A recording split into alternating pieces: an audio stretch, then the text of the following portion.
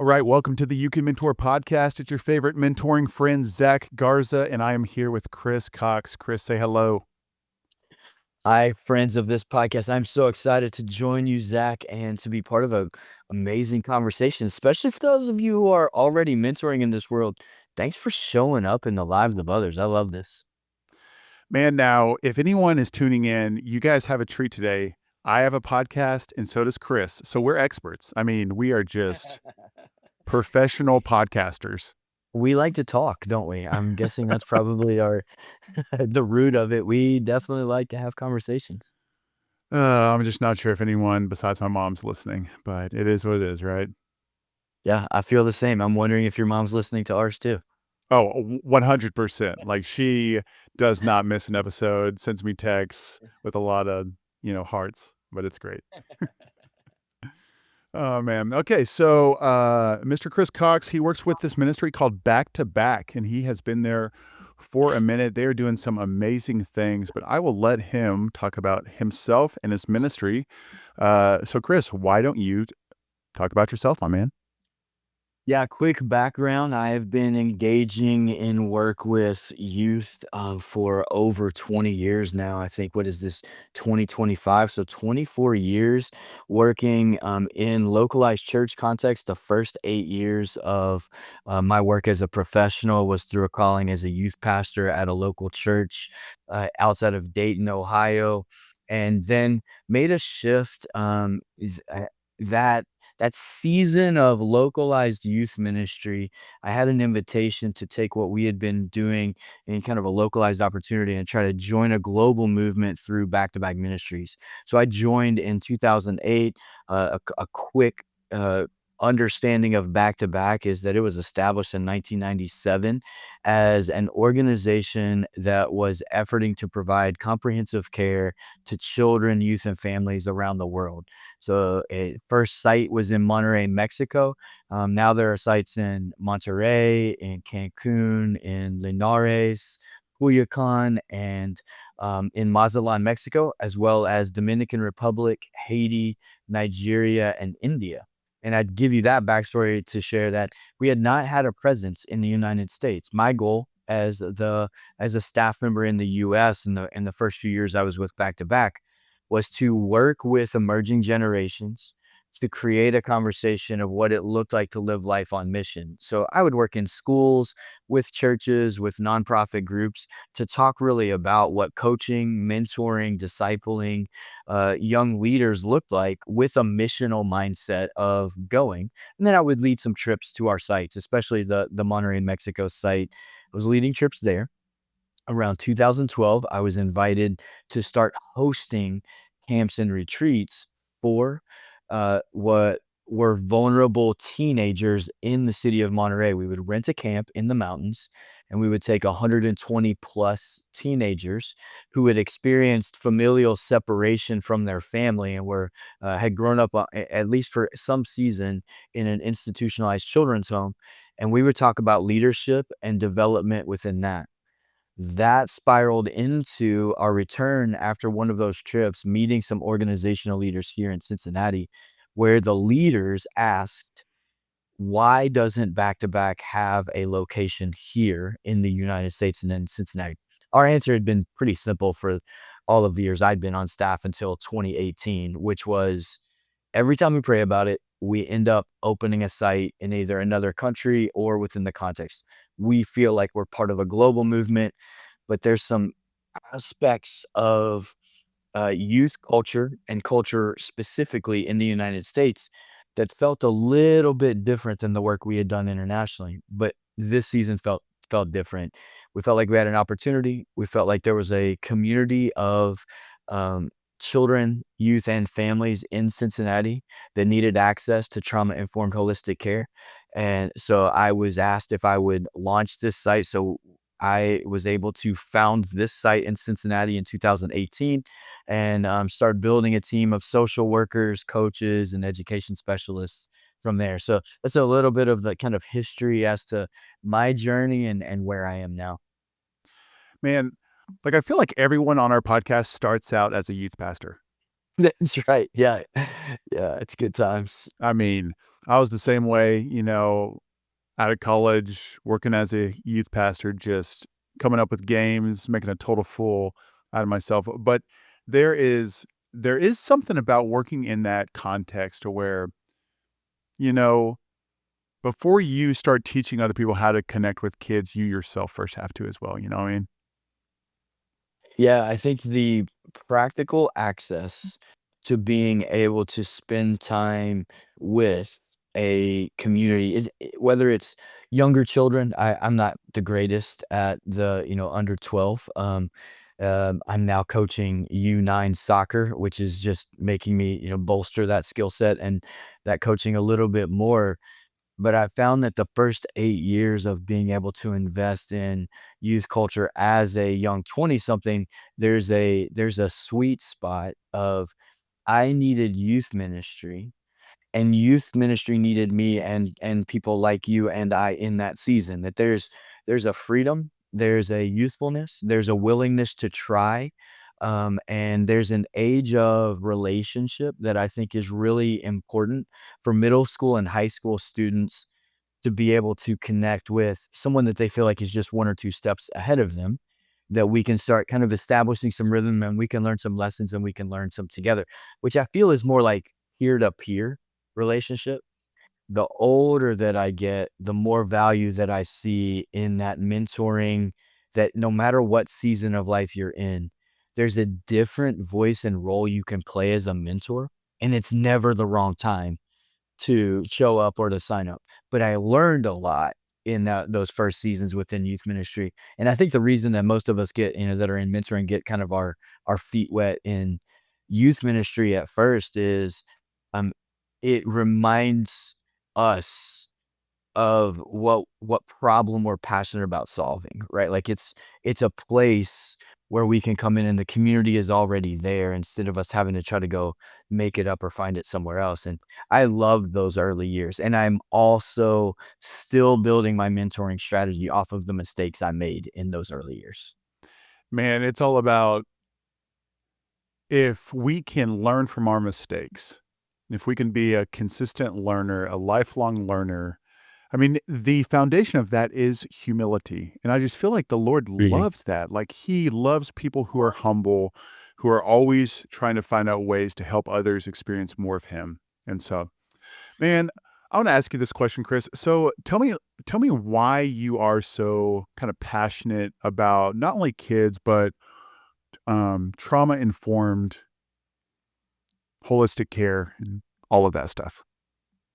Yeah, there's so many reasons. One, I would say that my first love is Jesus and that he was about being passionate about children and youth. It was very clear in not only who he gave access to him, but also who he invited to be mentored by him. Is that was very clear. And I love Jesus and the way Jesus approached life.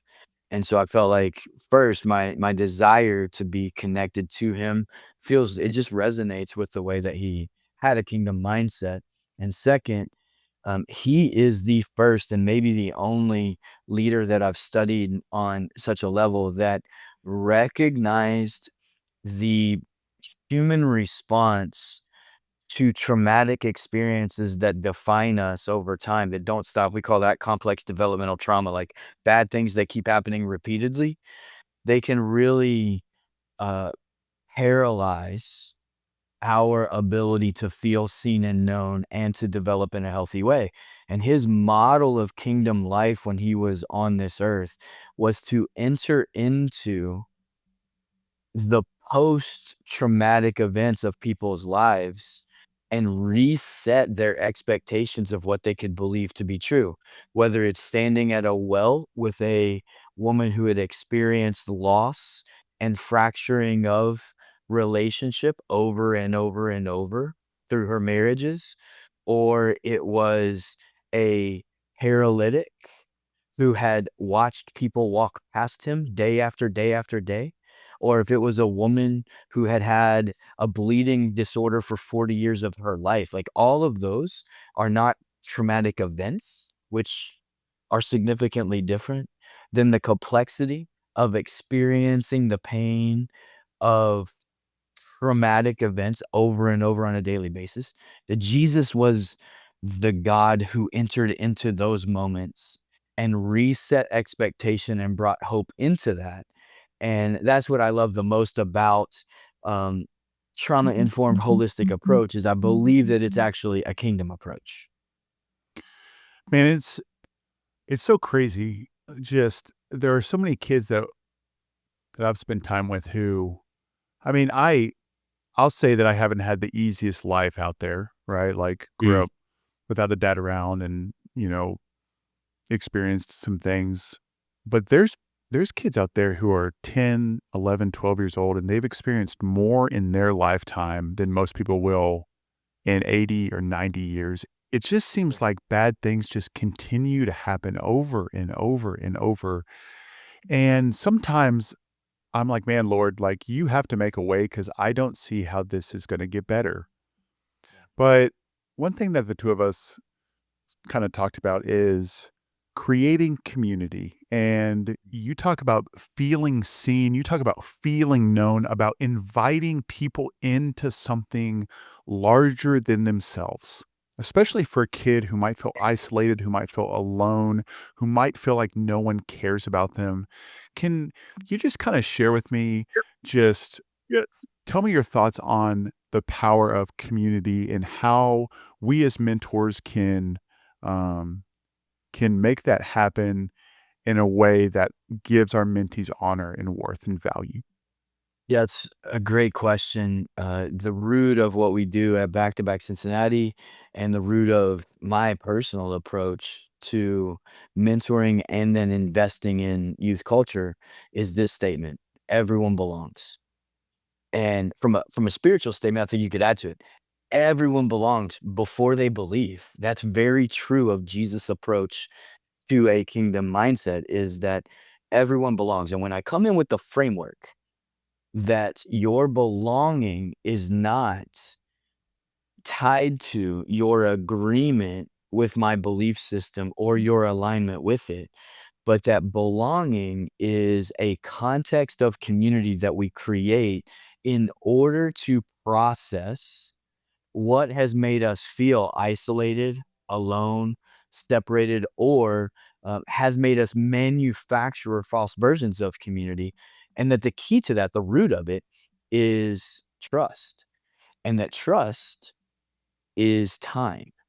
If I will spend time in the context of a physical location, in an effort to pursue community, if I just show up with no motivation as to I'm not showing up in order to get you to want to be with me. I'm showing up to just be proximate to you. One of my friends who's on staff, his name is Michael Sickles, and he really talked to me about 6 years ago about the difference between being present and being proximate. And that proximate means our stories draw near to another. Present is like taking attendance. Like you and I could both be present on this podcast and that we showed up, but drawing near to one another's story actually creates an understanding of belonging.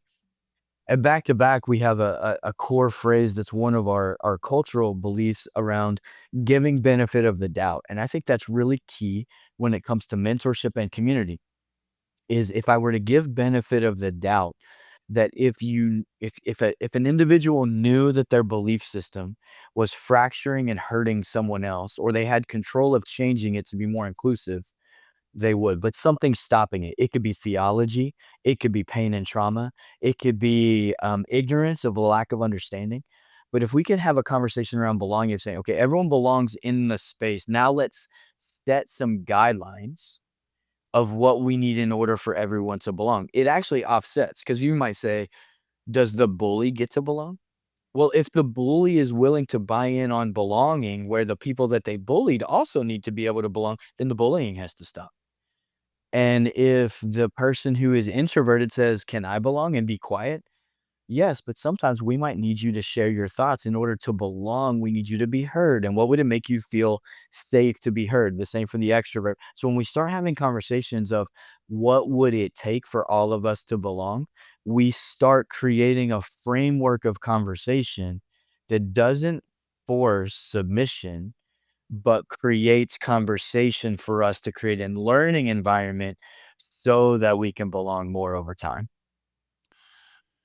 Man, and just I think often people come up to me and they're like, "Zach, like I've got this kid in my after school program. I got this kid in my and he's just a nightmare. Like he is just Mm. causing chaos, wrecking havoc.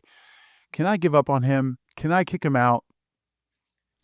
And obviously we need rules and we need like yes to all of that. But I was talking to someone about this. Mr. Peter Vanacore, he's the president of Christian Association of Youth Mentoring. They just do Mhm. amazing work. But he said we can give up on a kid whenever the Lord gives up on us. Mm. And I'm just like, oh man, like that is so powerful. But us showing up and us loving and us being in their lives, it is a two-way street. Like, yes, we will do some things, but we also need you to as well. And it's okay to ask kids to step up a little bit. It's okay to ask kids, say, "Hey, I will give this, but what I expect in return is I need you to do some things too. I need you to share your heart. I need you to ask for help." And man, I think that is so awesome, Chris, because when you assign responsibility, you give value. Sure. And I think that that's a big deal. So, Yeah, I think what I would add to what you just shared is that one of the things I love about the trauma informed care approach is a quote that's attributed to the late Dr. Karen Purvis, who established a TBRI, trust based relational intervention, through TCU. And she's attributed to saying that behavior is the response of a child who's lost their voice. And that a child wants to be as responsible for their narrative and for those outcomes as we want them to be.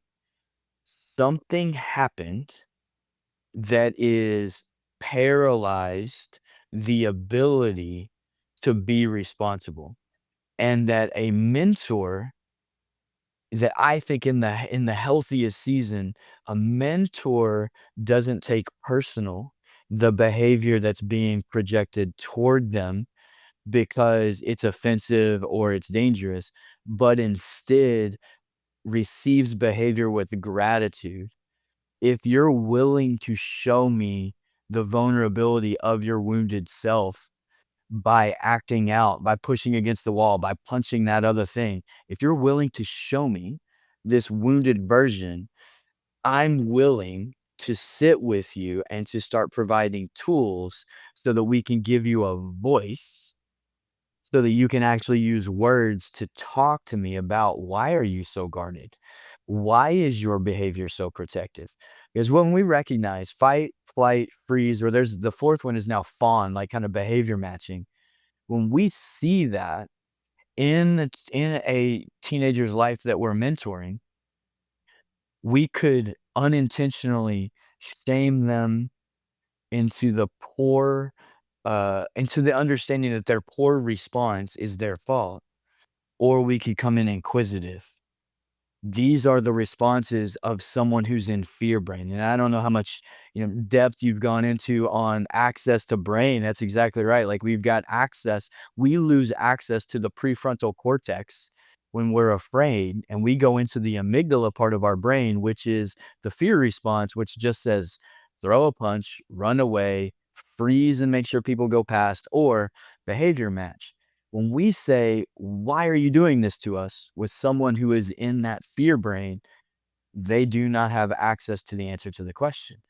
But as mentors, when we go down the path of learning tools, whether it is taking deep breaths, going for a walk, holding on to something heavy, because some of us need that kind of input to calm our brain. And instead of the why did we do that, when the question says, what were you feeling when that happened, starts to allow us to become an investigator to unlock the why behind the what that is happening in the lives of a kid. So I agree. Youth want responsibility.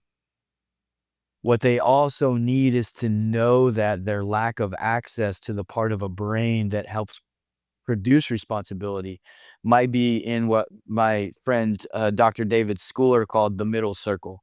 And that's where we as mentors play, is that there's kids who've had bad things happen to them. There's the resources and the relationships that they need in order to be healthy. And as mentors, if you draw a circle between those circles, that's the realm that we live in, is to give access to the resources and the relationships to be healthy to the youth who need something to change in their life. Man, Chris, that's so good. Thank you so much for sharing all that.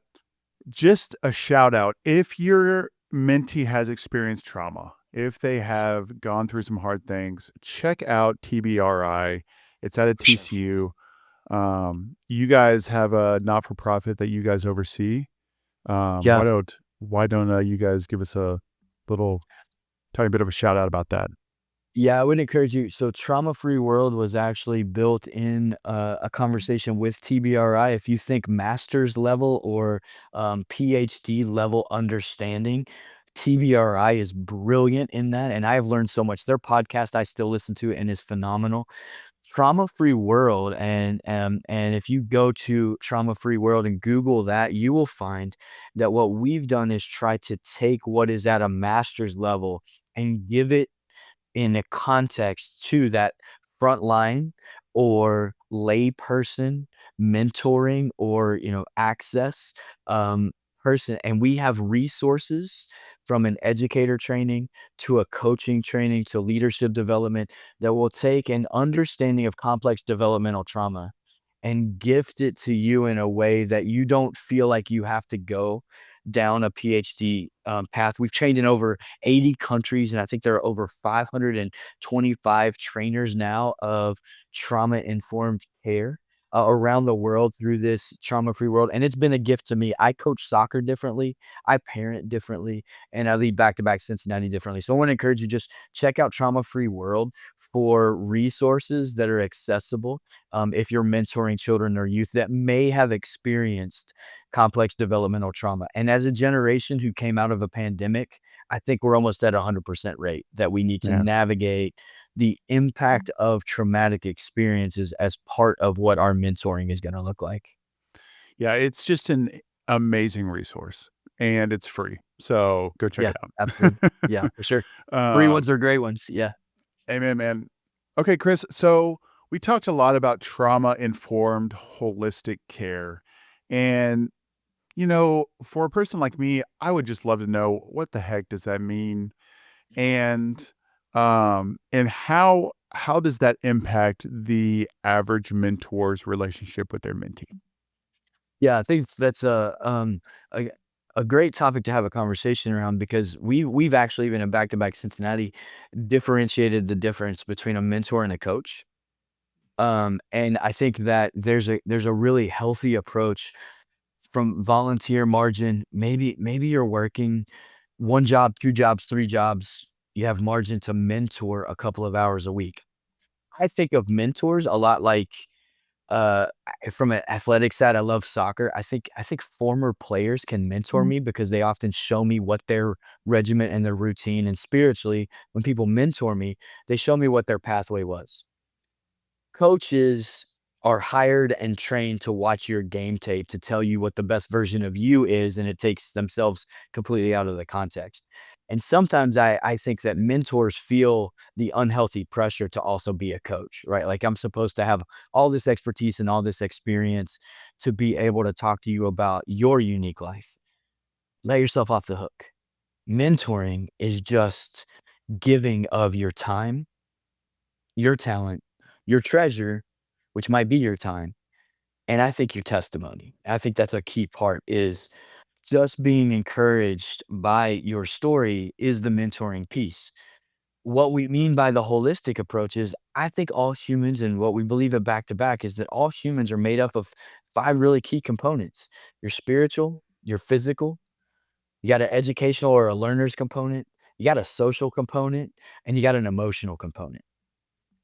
And sometimes we try to silo those and deal with one at a time, right? Like, I don't have shoes. when I get shoes, then I can deal with my spiritual component. Or I don't have Jesus. I can't have shoes until I have Jesus. Our approach from a holistic is that all 5 are dealt with at the same pace as we move forward because they all work together.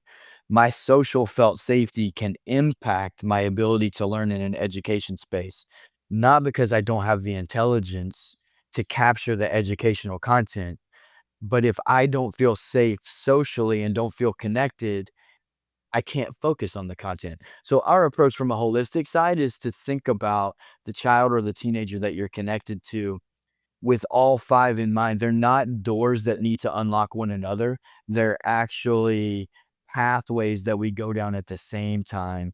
And it helps us not judge so much as well of saying, well, why did you throw away that physical resource? Well, if we don't take the emotional at the same pace as the physical, then I might not be able to utilize that physical resource or honor it or keep coming back to it. So we see holistic as going in rhythm together in all 5 of those areas, and that we view mentoring as a value of here are the things I'm putting in those 5 buckets for myself.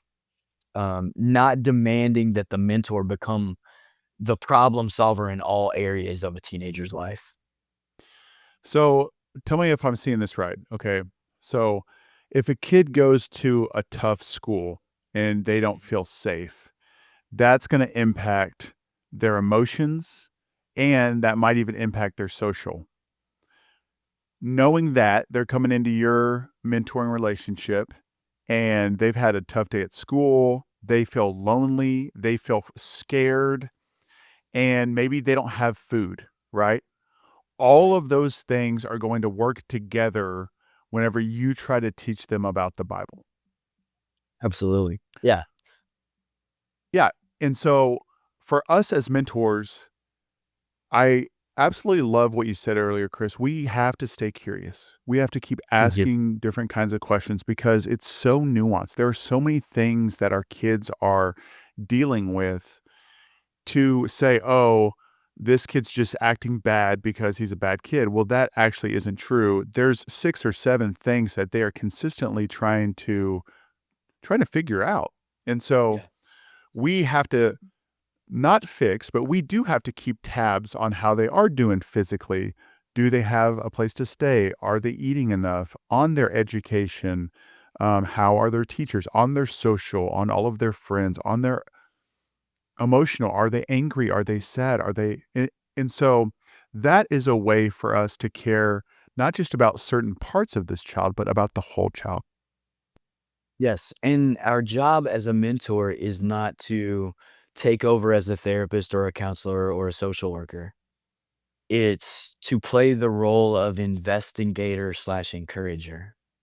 Is in my opinion, our experience. I won't project that that is the definition, but I will say what I found is that mentoring is done best when we are seen as a safe person to investigate the depth of asking questions of, "Well, what happened just before that?" Instead of warning, if you keep that up, you're gonna get kicked out of school, and then that, messes well, that creates the fear element, but instead of investigating and saying, "Had anything happened differently that day?" Because those aren't stories that you've often told me, and it's a good reminder too that trauma or a traumatic event or experience can happen. It's unbiased toward economic status, it's unbiased toward gender, it's unbiased toward ethnicity. Now, how at the same time, historically, we've seen that the more elements of historic or systemic bias that you have in your own life, the harder the climb is, and we want to investigate in certain environments and say, "Oh, well, what happened before that? What was happening during that?" Instead of specifying and pinpointing a problem, we investigate and then we encourage. Those things might keep happening. Do you think that there's someone that you could talk to at school that might help you unlock that? I love a friend of mine, Joey Taylor, who works for an organization called Bespoke, and they do storytelling and mentoring in that. he talked me through just some conversations of story listening that I think is really key to mentoring, and that the first, no matter what is said to us, we always respond in gratitude and kindness. Thank you for being transparent with me. I really appreciate that you'd be vulnerable to talk to me about getting suspended from school. And then to respond with affirming the story instead of one-upping it. Our response of being able to respond and say, "The part that you shared that meant the most to me was this moment where you were trying to communicate a need and others saw you as a threat. That must have been hard. Do you wanna talk more about that?" And so we affirm the story, we respond with gratitude, and then we investigate a little bit more depth and we hold the story well. And I think that's the key is that mentors could listen to a person like me on this call and go, well, do you need a PhD in trauma informed care in order to mentor? No, you just have to be willing to listen, ask open ended questions, and encourage that I'm with you instead of feeling the pressure of I've got to solve you, which is the thing that we say at Back to Back Cincinnati all the time. What problem are you presenting to me so that I can help serve you better? Because if I see you as my mentee as the problem, then I'll end up serving the problem. So we solve problems to serve people because if we try to solve people, we end up serving the problem. And I think that's so good, Chris. And I know one thing that especially early on, I saw my mentee going down a bad path Mm. and I didn't know about this stuff. I just thought they were making bad decisions. I just thought that he was a bad kid. So me and my wife, we adopted a kid who was 15 whenever we'd been married just for like a year or so. And great kid. I mean, such a good kid. And after a couple years, he started to make these choices that weren't wise. And Yeah. I knew, I was like, man, if he keeps on making these choices, this is not going to be good. And as I look back now, I had a decision. Do I act in faith and say, Lord, I'm going to love this kid no matter what, and I'm going to be there and I'm going to ask questions. And Lord, I'm going to believe that you love this kid more than I do. And I'm going to believe, God, that if I take care of his heart and if I nurture his heart and if I listen and if I encourage, then Lord, you will in some way make that turn out good. Yeah. I did the opposite. I reacted in Mm. fear. Of course. And it's so easy as a mentor when you see your kid making poor choices to respond in fear. And as I look back now, there's a number of kind of whys as to why I was scared. One, I was scared that he would end up in jail. Two, I was scared that he wouldn't fulfill his potential. Three, I was scared that he would reflect poorly upon me and make me look Mm. bad, which is so selfish. But I think doing all the things that you're sharing, Chris, one thing that I love about it is it's going to force you to depend upon Jesus. And you talked at the very start about the power of prayer. And it's going to force you on your knees and say, Lord, come and help. Lord, do something. Lord, you have to show up or else because you're the savior of this kid, not me. And so all of that just makes me, it kind of reminds me of just the foundational role that faith has in mentoring, especially choosing faith over fear.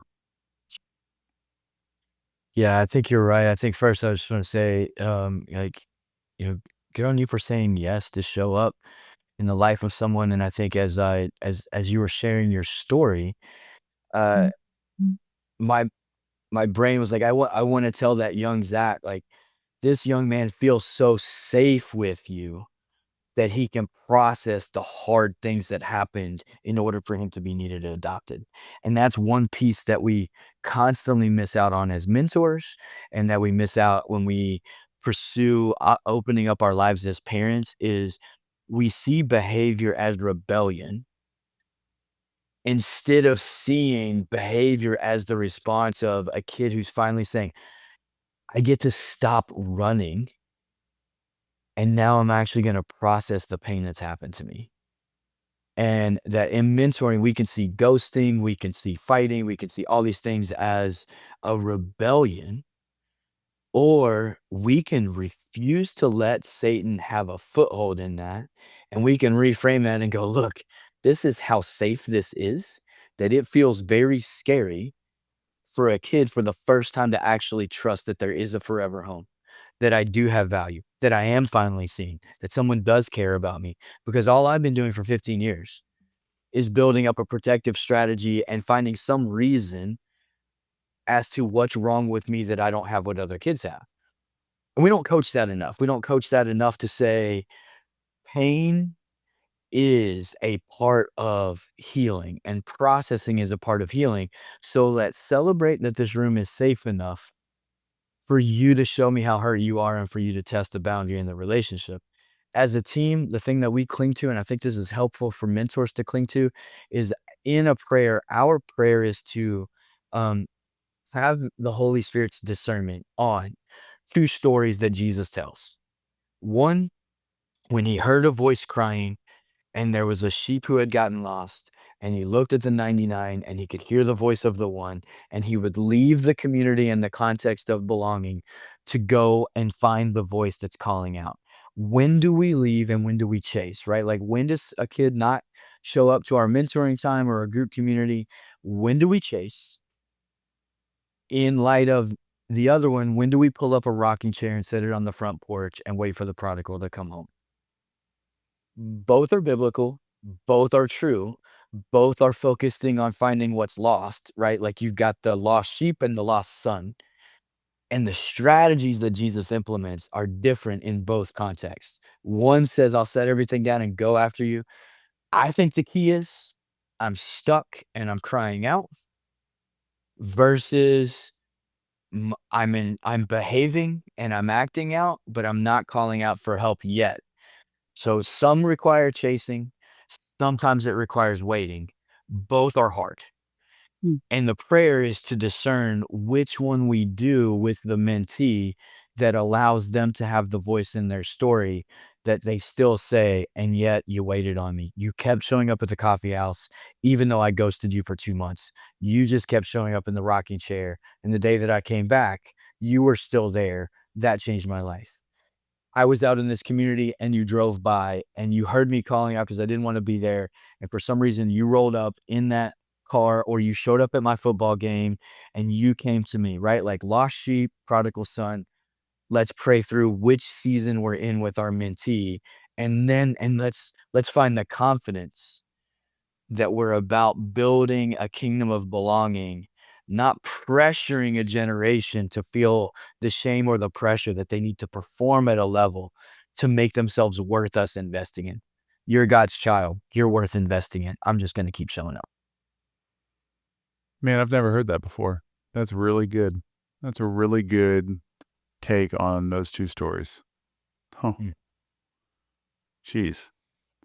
I'm gonna be chewing on that one for a couple days for sure. Yeah, I've been doing it for years, and as we talked Golly. about in the beginning, there's nothing that I've said that actually comes out of my wisdom. Everything that I've said comes out of my failure and me figuring out how to course correct and out of our team failure in our work as guides in this story through Back2Back Cincinnati. And I'm grateful for the grace that God just continues to give me and our team and that children and youth keep giving us for us to figure out what it looks like to be a Christ-like presence in their lives and to keep showing up. And that means showing up with grace and humility and truth and being able to say, "Hey, I handled that wrong and I learned some stuff and I recognize you were trying to tell me something and I was trying to fix you and that's on me." And those lessons have led us to kind of have this model that we see more success in. Man, Chris, so the very last thing that I want to end on is just we both know that you can't give what you don't have. It's Sure. impossible to pour out if you're empty.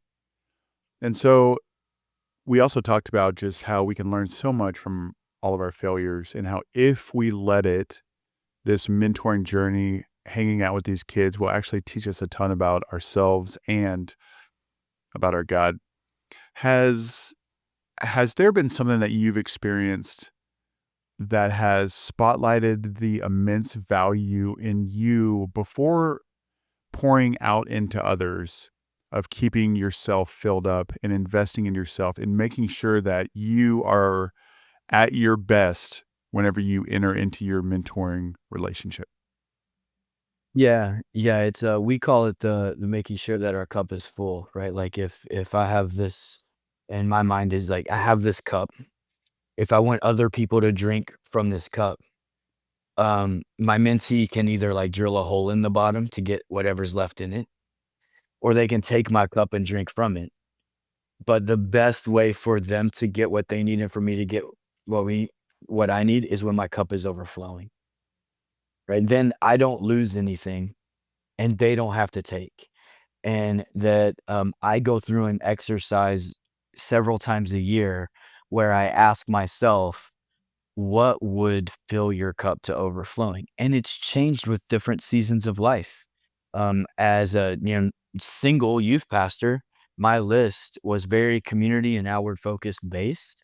And I'm an introvert at heart too. I used to go to soccer and like soccer matches and baseball games. I'd buy one ticket because sitting there by myself and just watching this experience refilled me. Then I got married and recognized that's not good for the marriage. When I'm like, hey, I'm gonna go do this without you, and my community has grown. So I will say my questions are, am I allowing Christ to refill me through his word, in an authentic way? And being in ministry for over 25 years, you've got to keep that fresh because it can get stale. Second, am I looking to God for affirmation or am I looking to others? And then third, am I letting my family bring me joy in who they are and why we're connected? And then fourth, am I doing something that I love that's just for me? And right now that one's that like so I have a I love talking about scripture. I love studying Jesus. I love some podcasts that are around Jesus. I love spending social and a relational time with my family and just getting time with them. And then I love playing. I'm 46 and I still play competitive soccer as an old man, and there's a lot of ice and a lot of stuff that happens afterward. And so I need to keep those things in my life that I'm not trading for the work. And when I start to feel like my passion for the work is waning, immediately I need to go to that list and be like, "Oh, I've kind of sacrificed some of the things on that list. Got to rebuild them. Got to get some time for myself." Man, I heard someone say, like, one, self-care is not selfish, and self-care is caring for the ministry. Like, kinda in the same as you, I love playing basketball, like, I mean, if you guys have heard the podcast, people know that I'm 6'8" and just, like, love balling, like, it's, like, my favorite thing, and if I don't play basketball at least once a week or so, it truly impacts my ministry. It's the craziest Sure. thing. And so I'm like, man, in order for me to be the best version of myself, I need to work out. I need to go hoop. I need to spend time with friends. And for every person, it's different. So I I think that's so wise. What are the things that you have to do to get your cup to overflow? So thanks a Uh, lot for sharing that, Chris. of course, I think it's the key. Like, I mean, the speaking into it from a spiritual side is many of us were told to fear these things that they would become idols and they would separate us from God. And there's a very different conversation between soccer for me, basketball for you, but our families becoming our idols and looking at them as the way in which God is gifting us to find joy in life. And there's a balance, right? Like if I stop doing kingdom work because I'm too busy perfecting my soccer game, I have an idol. If I stop thinking about God and I'm only thinking about my wife or my children, I have an idol. If I'm looking at the framework of my week and thinking, this work is hard, this calling is tough, I find joy in being refilled by my presence and my proximity to these things. It's a healthy balance. So I think sometimes we just need to speak that out, that sometimes we've been coached against self-care because there's a fear of idolatry. That's the enemy trying to take something of God and making and starving us out from experiencing it. Instead, put it in a good rhythm so that you can be with God while you participate in the things that bring you joy. Spot on, dude. Love it. Okay, Chris. So our time is coming to an end. Tell people how they can get in touch with you and learn more about Back to Back.